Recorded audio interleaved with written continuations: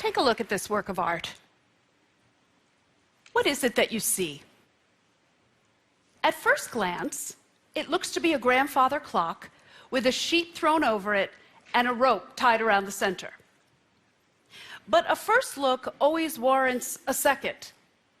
Look again. What do you see now?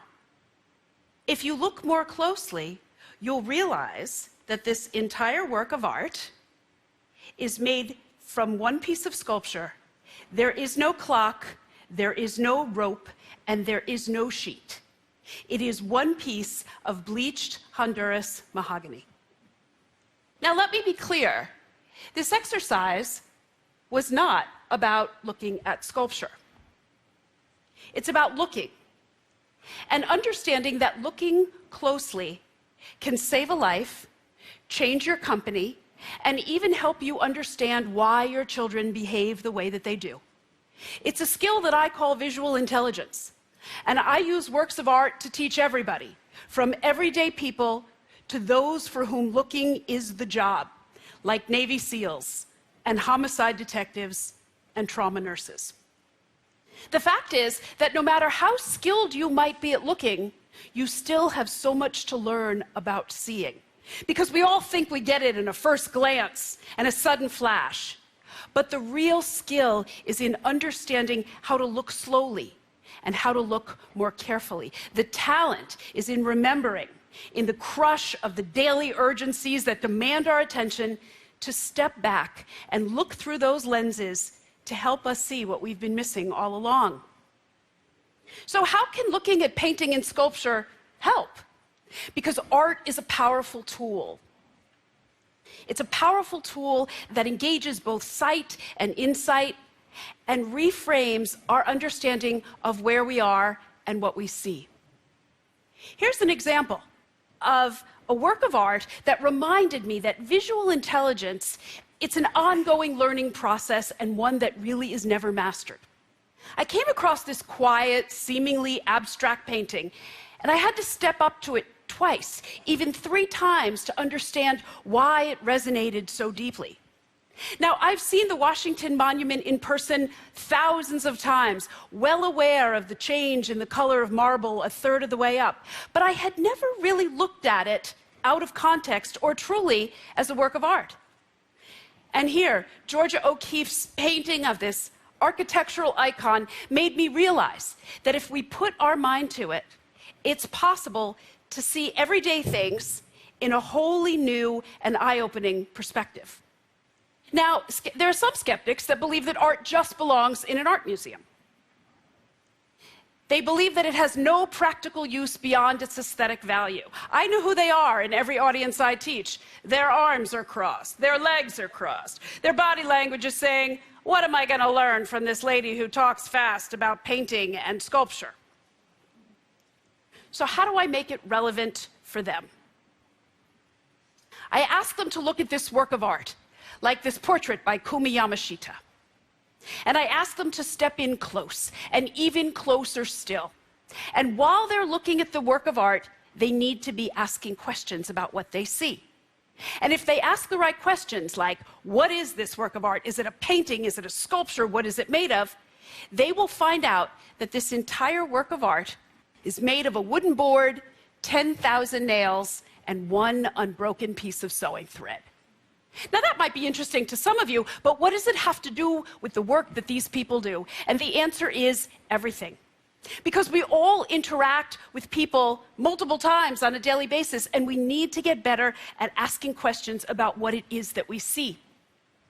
Learning to frame the question in such a way to elicit the information that we need to do our jobs is a critical life skill. Like the radiologist who told me that looking at the negative spaces in a painting helped her discern more discrete abnormalities in an MRI. Or the police officer who said that understanding the emotional dynamic between people in a painting helped him to read body language at a domestic violence crime scene, and it enabled him to think twice before drawing and firing his weapon. And even parents can look to see absences of color in paintings to understand that what their children say to them is as important as what they don't say. So how do I train to be more visually intelligent? It comes down to 4 A's.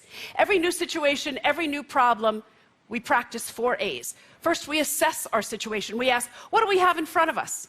Then we analyze it. We say, what's important? What do I need? What don't I need?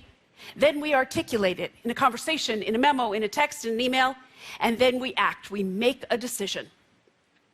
We all do this multiple times a day, but we don't realize what a role seeing and looking plays in all of those actions, and how visual intelligence can really improve everything.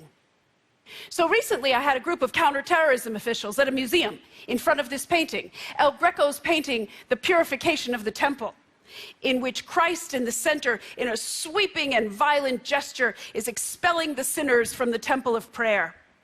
The group of counterterrorism officials had 5 minutes with that painting, and in that short amount of time, they had to assess the situation, analyze the details, articulate what, if anything, they would do if they were in that painting. As you can imagine, observations and insights differed. Who would they talk to? Who would be the best witness? Who was a good potential witness? Who was lurking? Who had the most information? But my favorite comment came from a seasoned cop who looked at the central figure and said, "You see that guy in the pink," referring to Christ? "He said I'd collar him. He's causing all the trouble." So looking at art gives us a perfect vehicle to rethink how we solve problems without the aid of technology. Looking at the work of Felix Gonzalez Torres, you see 2 clocks in perfect synchronicity. The hour, minute, and second hand perfectly aligned. They are installed side by side and they're touching. And they are entitled, untitled, Perfect Lovers. But closer analysis makes you realize that these are 2 battery-operated clocks, which in turn makes you understand, hey, wait a minute. One of those batteries is going to stop before the other. One of those clocks is going to slow down and die before the other, and it's going to alter the symmetry of the artwork. Just articulating that thought process includes the necessity of a contingency plan.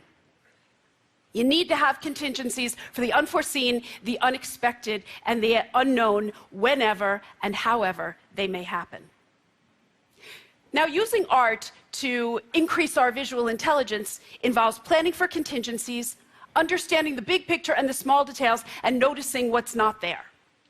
So in this painting by Magritte, noticing that there are no tracks under the train, there is no fire in the fireplace, and there are no candles in the candlesticks actually more accurately describes the painting than if you were to say, well, there's a train coming out of a fireplace and there are candlesticks on the mantle. It may sound counterintuitive to say what isn't there, but it's really a very valuable tool. When a detective who had learned about visual intelligence in North Carolina was called to the crime scene, it was a boating fatality. And the eyewitness told this detective that the boat had flipped over and the occupant had drowned underneath.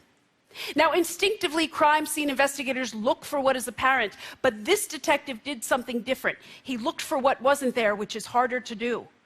And he raised the question, if the boat had really flipped over, as the eyewitness said that it did, how come the papers that were kept at one end of the boat were completely dry? Based on that one small but critical observation, the investigation shifted from accidental death to homicide. Now, equally important to saying what isn't there is the ability to find visual connections where they may not be apparent. Like Marie Watts's totem pole of blankets, it illustrates that finding hidden connections in everyday objects can resonate so deeply. The artist collected blankets from all different people in her community, and she had the owners of the blankets write on a tag the significance of the blanket to the family. Some of the blankets had been used for baby blankets. Some of them had been used as picnic blankets. Some of them had been used for the dog. We all have blankets in our homes and understand the significance that they play. But similarly, I instruct new doctors when they walk into a patient's room, before they pick up that medical chart, just look around the room. Are there balloons or cards or that special blanket on the bed that tells the doctor there's a connection to the outside world. If that patient has someone in the outside world to assist them and help them, the doctor can implement the best care with that connection in mind. In medicine, people are connected as humans before they're identified as doctor and patient. But this method of enhancing perception, it need not be disruptive, and it doesn't necessitate an overhaul in looking. Like Jorge Mendez Blake's sculpture of building a brick wall above Kafka's book, El Castillo, shows that more astute observation can be subtle and yet invaluable. You can discern the book, and you can see how it disrupted the symmetry of the bricks directly above it. But by the time you get to the end of the sculpture, you can no longer see the book. But looking at the work of art in its entirety, you see that the impact of the work's disruption on the bricks is nuanced and unmistakable. One thought, one idea, one innovation can alter an approach, change a process, and even save lives.